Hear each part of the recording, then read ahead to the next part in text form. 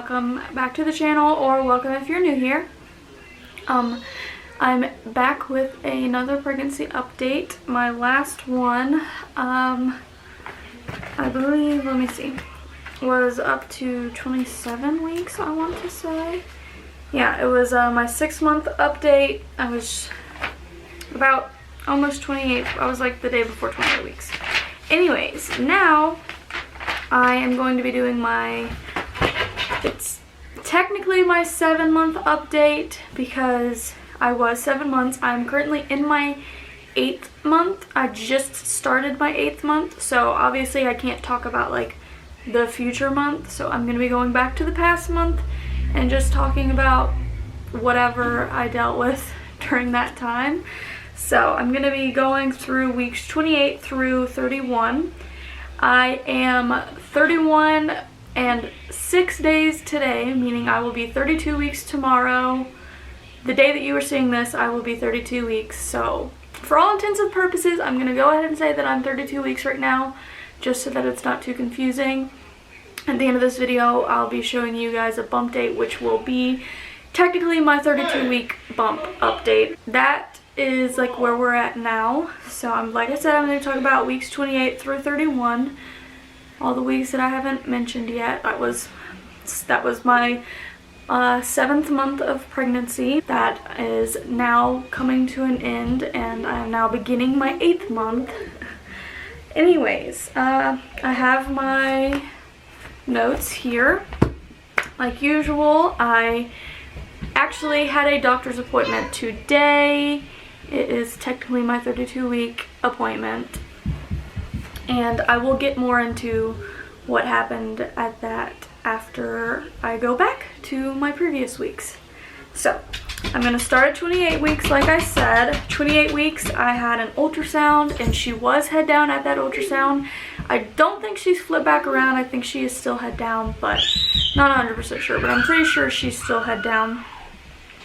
I developed an Oreo craving that week, but it was literally just that 1 week. Now I'm over it. Like, it was just like that one random day I was like, I'm craving some Oreos, and then I got Oreos at the grocery store, and then I ate them that week, and then it was like, okay, yeah, that was a good craving, I'm done. I started to get a lot more, like, ignore London out there playing. I started to get a little bit more like irritable and emotional. I've noticed my patience can be very thin lately, which is very hard with a toddler and 3 dogs. Honestly, it's hard to keep my patience when they are all constantly doing something. Every single one of them are, no matter what I do, anytime I turn around, someone is up under my feet tripping me. Someone is getting into something, someone's chewing something, someone's doing something. So I was pretty irritable for a bit, and like just, it was really easy for me to get irritated. Irritable as well as emotional, like little things would set me off and make me cry. A lot of that is just because I bottle up a lot of my emotions. Like, I'm sure everyone is feeling the same recently with everything going on, but just being really overwhelmed and stressed and unsure of the future and stuff like that. So I was pretty emotional, like random things would make me cry, or I would just like be in a bad mood one day. I was just sad sometimes. I'm pretty sure I mentioned the last time about getting heartburn. I still get heartburn almost every night, but I noticed at around the 28-week mark that my heartburn usually stems from sweet things, which is a little backwards. Like, usually people will get heartburn from things like tomato sauce, like pizza or spaghetti, or like spicy stuff, but I get it from sweet stuff like cookies and brownies and like fruit even sometimes. Like whenever I would eat a banana, I would get heartburn afterwards, which is really strange, but a lot of heartburn. And at that appointment, I was 148 pounds. Let me make sure. Going in my app, I was just over 148 pounds. I was 148.4 pounds. That was at week 27. Moving on to week 29, not much changed, I guess. A lot of the same stuff. The only thing really is my hips got really bad again. Like, I went through a period where they weren't that bad and then they got bad again. And we got the 5D ultrasound when I was 29 weeks, which is a really cool experience. We got to see what Ashlyn looks like. I didn't get to do that with London, like I've said before. I really just chose not to with her, but I chose to do it this time. It was a nice experience. She already looks a lot like London looked when she was born, like almost identical. She's, I'd say she's a little bit on the bigger side, like a teeny tiny bit. Not anything like I'm not like, oh my god, I think she's gonna be huge. I think she's gonna be slightly bigger than London, but not more than like a poundish difference. But I think she was like a couple ounces bigger than the usual, which is completely normal. And then 39 weeks, not 39, sorry, 30 weeks. I was looking at 29 and 30 at the same time. 30 weeks. Hips just got even worse again, to the point where I have officially started to have a bit of a waddle most of the time. Not all the time, but most of the time. If you guys saw how I walk around the house all day, it is a bit ridiculous. When I get off the couch, I'm literally like this. I'm like, ugh. I'm like grabbing something. I gotta walk with my feet spread apart, waddling pretty much. Like, my hips are really bad. Especially when I first get up. Like, I have to, if I get up to start doing stuff, I have to adjust, so I'll like limp around a little bit, and then as I'm up moving around more, it gets a little bit better where I can walk somewhat normal, but it just depends on how bad it is at the moment. I also have been having, since then, pretty much sore boobs, really sore boobs, and they feel really heavy. I still haven't had any leaking though, surprisingly. I feel like I leaked a lot sooner with London, so I'm not sure what the deal is with that, because they definitely feel a lot heavier. None of my bras fit right anymore. My nipples are sore, like they're really sensitive, and just my boobs just are achy a lot. 30 weeks, I was 152 pounds. So between week 28 and week 30, I gained 4 pounds, which seemed pretty crazy to me to gain 4 pounds in 2 weeks. And honestly, I was getting a little freaked out thinking I was gonna keep gaining weight like that all the way through the end of my pregnancy, which my doctor said it's a totally healthy amount. Like, she's not worried about it at all. It's a really normal amount. It's just a lot different from what I remember from London, who is throwing a fit out there. Just thinking, like, if I'm gonna gain 2 pounds a week for the remainder of my pregnancy, that means I'm gonna gain another like almost 20 pounds on top of the almost 30 I had already gained at that point. So thinking I was gonna gain 50 to 60 pounds was scary to me, just because I wasn't used to it comparing to London, and like I just feel a lot bigger this time around. Sometimes I'm like, yeah, my belly is pretty big, I get that. And other times I'm like, I see where I'm a bit bigger everywhere else too. Sometimes I'll see a picture and I'm like, my face is a little full. Or like whenever I'm putting clothes on, I'll put on a shirt and it's like extra tight all of a sudden. I'm like, I wore this shirt when I was further along with London and it was fine, but now it's not fitting. Like, I had that problem this morning. I put on a different button up that I literally wore like less than a month before she was born, and now 2 months before my due date I couldn't wear it. At 31 weeks I felt her have the hiccups for the first time, I believe. I have mentioned before that I had actually not felt her have hiccups at all throughout this pregnancy. London, I felt her have them quite often, and I feel like I felt them a bit sooner. But this time, I didn't feel her have hiccups for a while. I don't know if she just never got them, or if I just wasn't paying attention, or if it was like when I was sleeping or something. But it was like the day of 31 weeks. I felt her have them for the first time, and I think I've felt her have them once or twice since then. That is when the rib pain started, meaning like she's like up in my ribs, like her butt and her feet, I'm pretty sure. From what I understand, let's see, the position that she was in last time, from what I understood, is like her head's way down here, and then depending on which way she's facing, her back would curve up this way, and then her arms and her leg are kind of just like in front of her, like wherever she puts them, and she could be balled up with them down here. She could have them like stretched out here. She could have them stretched up here. So I feel like random jolts in the ribs, like when she kicks them, kind of. But also when I'm sitting, I can feel her pushing, like pressing into my rib cage, which it's very hard to breathe. It makes me get short of breath really fast, and it's just really uncomfortable. It's just like a full feeling, and it's just like you feel really stretched out. I can't really like have my legs up that much anymore sitting on the couch and stuff. I hate having my legs just dangling off the couch. I usually have to sit crisscross or with my knees up. It's really hard to do now with a baby in your ribs. Stretch marks wise, I haven't really noticed any like fresh ones. I still have all my stretch marks from London. They're just like they're never gonna go away. So I think I'm still good in the stretch mark area for now. I'm sure that will change in the next 2 months, because honestly I feel massive and I don't know how I have enough space to get that much bigger in the next 2 months. So that will probably change. I can't bend over really anymore because of the whole rib cage thing. Like I just don't have the space like to bend over and pick something up. You really have to like maneuver around the belly that is just full and uncomfortable, and cutting off like all of these organs and everything. So bending over is really hard.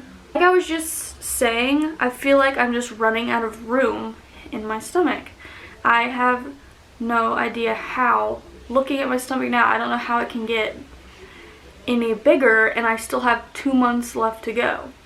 And usually in the last trimester they say baby can gain like a half a pound, give or take, a week. So that's a lot of extra like space and growing and weight to have left for another 2 months. So yeah, I don't know where any of it's gonna go at this point. I don't know. I'm literally at 32 weeks as big as, if not bigger than I was at 39 weeks with London. And to finish off, 31 weeks is just, I'm all over uncomfortable. No way to get around it. Just uncomfortable all the time. I don't even really get relief at night when I'm sleeping. I'm just constantly uncomfortable.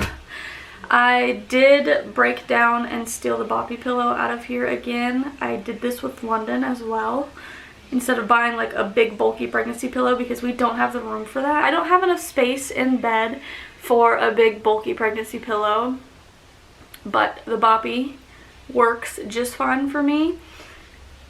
I broke down and got it 2 nights ago, and it was the most comfortable I've been able to sleep in weeks. It's not perfect, but it's a lot better, because like the belly just feels really heavy, and when like I'm laying on my side and the belly just kind of like, you know, gravity is trying to pull the belly down, but if I let it rest, if I let my stomach rest on the bed, then it messes with my back position and like my legs start to hurt.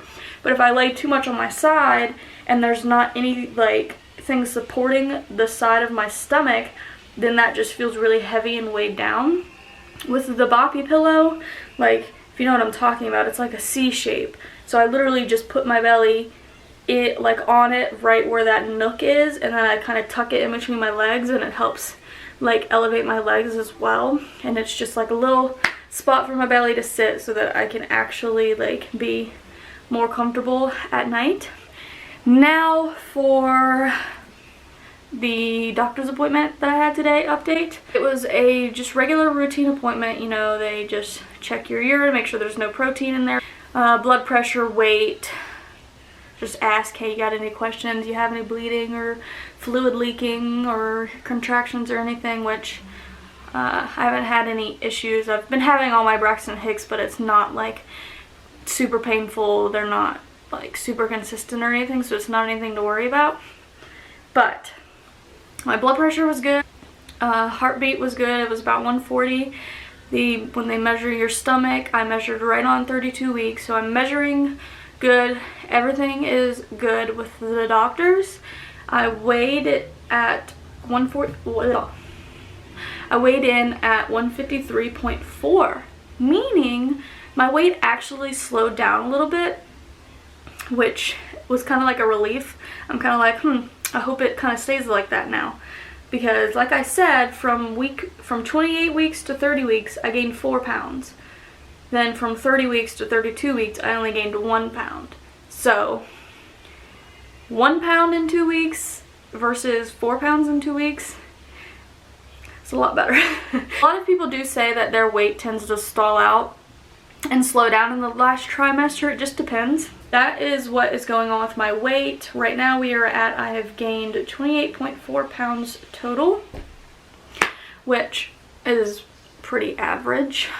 And I have 8 weeks left, so we will see how much I end up gaining in the end. One concern that I had at my doctor's appointment today is my RhoGAM shot.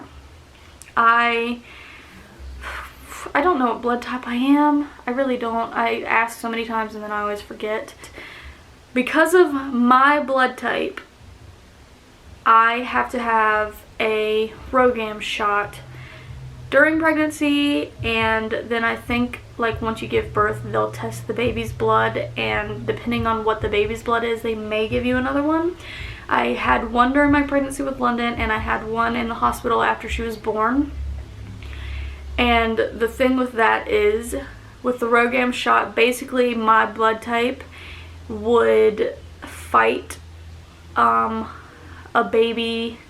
fetus with a different blood type. Like, I don't know the exact specifics of it, but I have a certain blood type that would attack baby if baby had a specific blood type or something like that. But basically, if I don't get these RhoGAM shots when I need them while I'm pregnant, it can affect any future pregnancies. It can make it to where I could never have another successful pregnancy again because of the whole blood type situation. So these shots are really important if I want to have future successful pregnancies and healthy babies.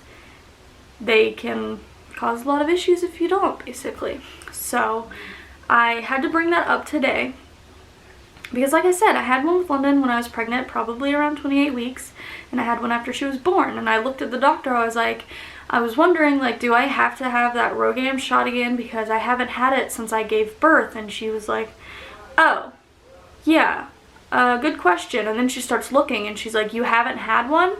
I was like, no, I haven't had one. And she was like, usually we do those at around 28 weeks. It's a good thing you brought that up. Yeah, let's get it scheduled right away. And I was like, cool. Good thing that I remembered to ask that. So they had kind of been under the impression that I had already had one. Like, it just didn't cross their mind, I guess. It was either they didn't think about it or they thought I had had one even though I hadn't. So I mentioned that, and she told me to schedule it whenever I checked out. I scheduled my next 2 appointments, which are, they're still 2 weeks apart right now, but after these 2 appointments, they will switch over to weekly. But I scheduled those 2 regular OB appointments, but my OB said that they don't keep those shots at their office. They actually keep them at the hospital. So I have to go to the actual hospital to get the shot, which I'm scheduled to do tomorrow. The day you're seeing this, I get it that morning. So I had to schedule that. And the receptionist that's scheduling me, even while she's like looking at the stuff, she's like, you didn't get that already? You didn't get that with your glucose at 28 weeks? I was like, no, I did not get it. I get my RhoGAM shot tomorrow, which I'm not super excited about. Don't really want to be going into a hospital right now, but gotta do what you gotta do. And I also don't really want a shot in my butt, but gotta do it anyways. Yeah, getting a little stressed out about the whole hospital situation, but I'm trying not to think about it too much because it is very upsetting to think about giving birth alone. I don't like the thought of that because at the rate that we are going right now, I will be giving birth in the hospital alone. hospitals in Ohio where we live have started this policy where you're only allowed one support person, and that person cannot leave at all. Once you are there to stay, and if you go, you can't come back. They even said you have to bring the baby's car seat in with you. Like, usually you would leave it in the car, and then when you're gonna get discharged, you would like send dad down to grab it, bring it up. Now you can't do that. You have to bring it in when you check in. Only allowed that one person. And because we have a toddler, we have London, who obviously needs someone to take care of her, that the only person that we have to care for her besides me is Christopher. So the original plan was she was just gonna have to come to the hospital with us, and we'd have to wait and see if anyone made it from South Carolina, because as some of you guys know, all of our family lives in South Carolina, which is 9-10 hours away from us. And I had talked to the nurses in the hospital and stuff like that, and that was our plan. But with this coronavirus stuff going on and the policies in the hospitals getting really strict, she is no longer allowed in the hospital at all, meaning Christopher can't come either because he would have to stay with her. So I would have to go to the hospital by myself and be there by myself the entire time, because I don't have high expectations on anyone being here. Nobody plans to come ahead of time and stay until she's born. It's just not feasible, because people have their own bills, they have their own lives, they have their own kids and everything else, so they can't just drop their lives to come live with us until she's born, or like stay with us until, like, come when I'm close to my due date and stay until she's born, if that makes sense. Nobody can do that. It's basically just, hey, I think I'm in labor right now, and they have to decide if they're gonna come then or not. But with travel bans and social distancing and stuff like that that's still going on, that's not really happening either. People can't really come visit like that. You're not supposed to do that. I don't see anyone being here whenever she's born. So basically it comes down to, if these policies aren't lifted by the time I give birth, I will have to go to the hospital and give birth by myself, which terrifies me and really, really upsets me. It's just thinking about he would miss the birth of our child, which neither of us want that, and I won't have a support person to support me through birth, obviously, something that you kind of need. I will have to be away from London for 2-3 days, which I've never ever left her before, so I'm terrified of the day that I have to leave her with someone else, because I've never done it, and it really scares me, because I have a lot of anxiety about that, about not being the one caring for London, and just thinking about having to leave her for 2 to 3 days while I'm in the hospital and literally cannot see her that entire time. I don't know how I would, like, I just know that with those circumstances I would be so miserable in the hospital, because the whole time I would just be worried about London. I would be upset about being alone. And if I'm by myself, that means I'm not even gonna be able to have pictures of my baby when she's born for myself or for family or for Christopher, because he's not gonna be there. He's not gonna be able to see her being born, and he's not even gonna be able to see pictures of her being born, because there's not gonna be anyone to take any pictures. And I really want to have my birth vlog this time, but I can't vlog the whole birth by myself, and there's not going to be anyone else there to do it either, so it's just a whole bunch of stress.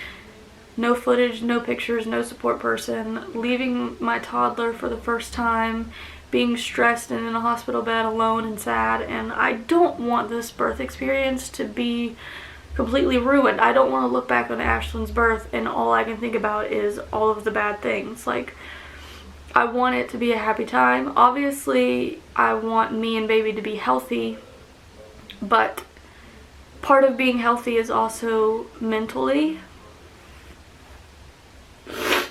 I just want to look back. I just want to be able to look back on this birth and it just be a positive experience. I don't want to look back on her birth and be like, your dad didn't even get to see you be born. I have no pictures of you being born. I don't have the vlog I wanted of you being born. I had to give birth completely by myself. I was anxious and stressed the whole time. Not to mention that me being in such a bad mental state will probably really increase my chances of complications and things like having to have an emergency C-section or anything like that.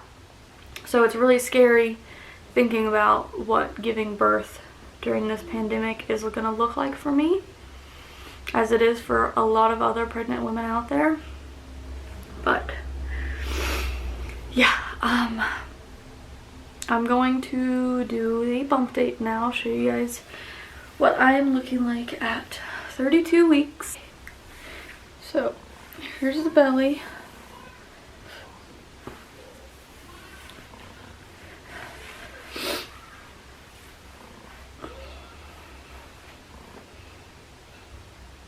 Feels pretty massive.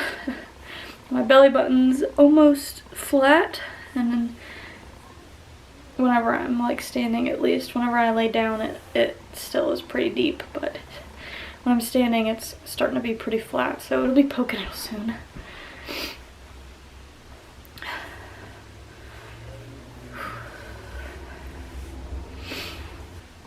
I look a mess now, but I hope you guys enjoyed today's video. If you did, please leave a like and a comment below.